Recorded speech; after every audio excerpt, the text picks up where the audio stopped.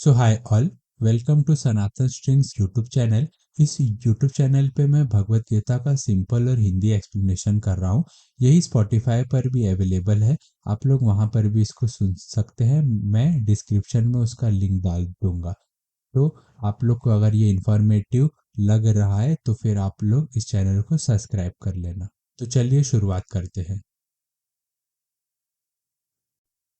Shrimad Bhagavad Gita chapter 3 श्लोक 20।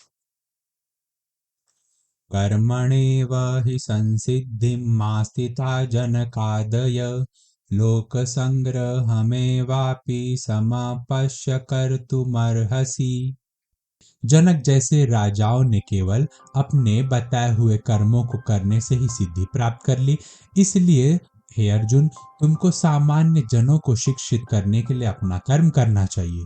तो यहाँ पे राजा जनक का एग्जाम्पल दिया गया है। राजा जनक सीता जी के पिताजी थे और भगवान राम के ससुर थे। तो यहाँ पे कृष्ण कहते हैं कि राजा जनक जो हमेशा अपने बताए हुए कर्म, जो उनके कर्म थे, वो उसको करने पे उनका ध्यान रहता था। तो ऐसा करके अपने बताए हुए कर्मों को करके ही उनको सिद्धि प्राप्त कर ली। उन्होंने परमात्मा की प्राप्ति कर ली।